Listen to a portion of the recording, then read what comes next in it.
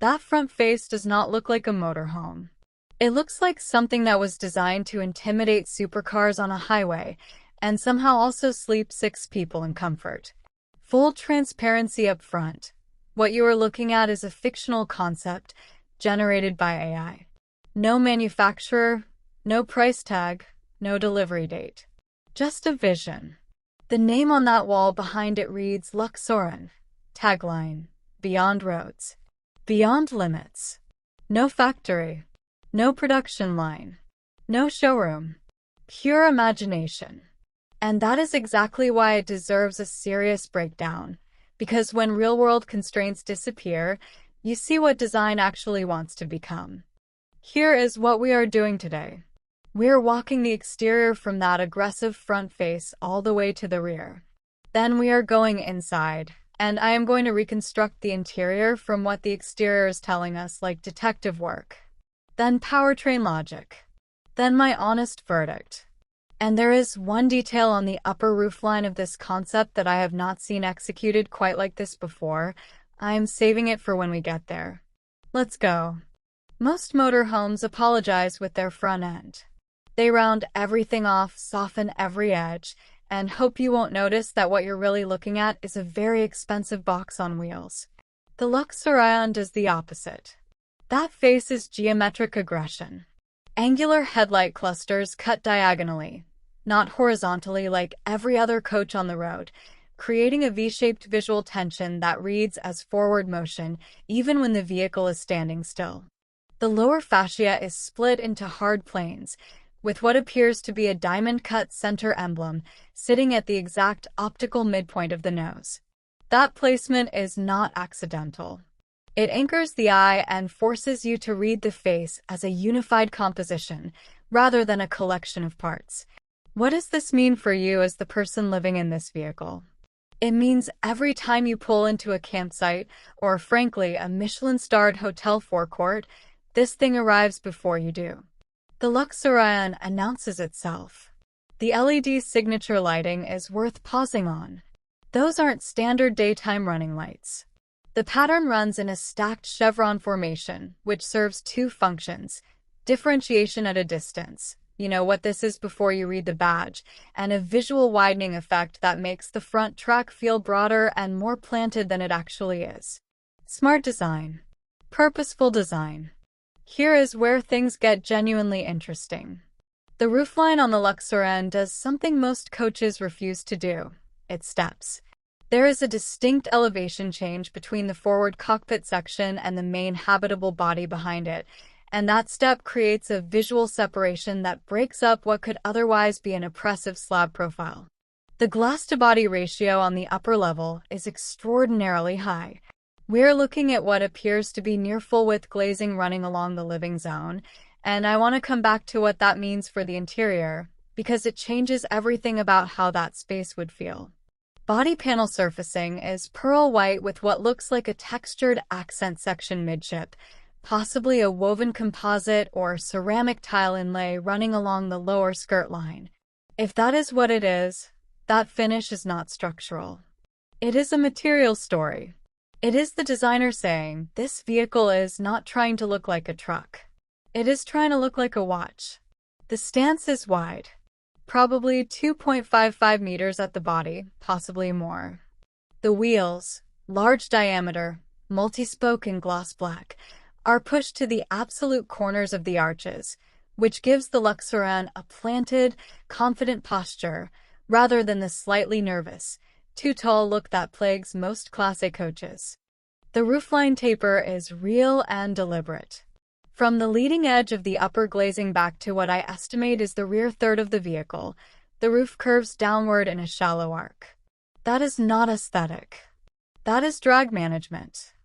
Every percentage point of drag reduction at highway speeds translates directly to range on an electric platform, and at a vehicle this size and weight, that matters enormously. The lower front splitter and the integrated side skirts suggest the designer was thinking about airflow underneath as much as over the top. Reducing underbody turbulence at 100 km/h on a vehicle with this frontal area is genuinely difficult engineering, And the fact that someone thought about it at the concept stage tells you this was not designed by someone who has never thought about physics. Under the showroom lighting in this render, the white is doing something interesting. It is not flat. The reflections across the hood and upper panels suggest a metallic or pearlescent base, which means in direct sunlight, this thing would shift. It would move from white to warm silver to almost gold depending on the angle. That is intentional luxury signaling. You do not spec a pearlescent finish on a vehicle you are trying to make look affordable. I said at the start there was one thing at the rear of this concept I am holding back. We will get to it. But first, let's go inside. Because the exterior of the Luxurion is making some very specific promises about what is happening behind those windows. And I want to see if the logic holds. Let me be clear about what we are doing here. There are no interior renders for this concept. What I am about to walk you through is a deduction, built from the exterior proportions, the glazing placement, the roofline logic, and what I know about how designers at this level think about space. This is detective work. And honestly, that is more interesting than a spec sheet. Start with the wheel. The rear wheel on the Luxurion looks to be approximately 22 to 24 inches in diameter, which gives us a scale reference we can work up from. Using that reference and the apparent overall height of the vehicle, I am estimating interior ceiling height in the main living zone at somewhere between 2.1 and 2.3 meters. That is stand-up height. Comfortably. That matters, because the single biggest psychological difference between an entry-level motorhome and a genuinely livable one is whether you can stand up straight without thinking about it. Here is how I think this interior is arranged, and this is based on the glazing pattern more than anything else. The cockpit occupies the forward section beneath that dramatically angled windshield. Given the exterior step in the roofline, the cockpit ceiling is lower than the main body, probably 1.85 to 1.95 meters. That is fine for a seated driving position, and it creates an intentional separation, when you have left the driving zone and entered the living zone. That transition matters. It is the difference between feeling like you are in a vehicle and feeling like you are in a space. Behind the cockpit, the habitable length, using overall body length, which I am estimating at approximately 11 to 12 meters, would divide logically into a lounge zone directly behind the cockpit, benefiting from that upper-level glazing, a kitchen midship, sleeping quarters toward the rear, and bathroom in the rearmost section. This is the section I keep coming back to. That upper-level glass run is not decorative. If you are sitting in a lounge chair position just behind the cockpit bulkhead, you have a near-panoramic view of what is outside, to the side and upward. That changes the experience entirely. You are not in a box. You are in a glass pavilion that happens to be moving. The natural light penetration in that zone, even on a cloudy day, would be extraordinary by motorhome standards. Designers use light as a primary space-expanding tool, and the Luxurion's glazing is doing heavy lifting here. A well-executed lounge in that position, with 2.2-meter ceilings and full-width glass above you, would feel larger than many boutique hotel rooms. Genuinely. Midship placement is the correct call on a vehicle this length. It keeps weight distribution balanced, which matters on a twin-axle platform, and it keeps the kitchen away from both the noise of the cockpit and the privacy zone of the sleeping quarters. At this positioning level, you are not looking at a caravan-style two-burner hob and a mini fridge. The concept demands induction cooking, integrated under-counter appliances, and enough worktop surface to actually prepare food rather than just assemble it. The lower panel storage runs I can see along the body side suggest there is serious storage infrastructure here, possibly slide-out compartments accessible from outside for equipment, and corresponding internal storage above worktop height. Rear placement. Almost certainly. On a vehicle with this footprint, positioning the sleeping zone above or behind the rear axle is standard practice, but the execution varies wildly. The better implementations use the rear axle's structural mass to physically separate the sleeping zone from the living zone. You step down or step through, and that separation creates genuine privacy. In something at the Luxurion level, I would expect a fixed king-size bed orientation with view access through a rear or upper glazed panel. Waking up with a view is not a luxury detail. It is the whole point of taking a vehicle like this to a location worth being at. The engineering constraint on any motorhome bathroom is water. Specifically, where does gray water and black water go, and how do you manage the tanks without dominating the floor plan with service infrastructure? On a vehicle this size, a walk-in wet room shower is feasible. Not easy, but feasible. The tank volumes required for genuine off-grid use over several days are substantial, and they compete for underbody space with battery packs on an electric platform.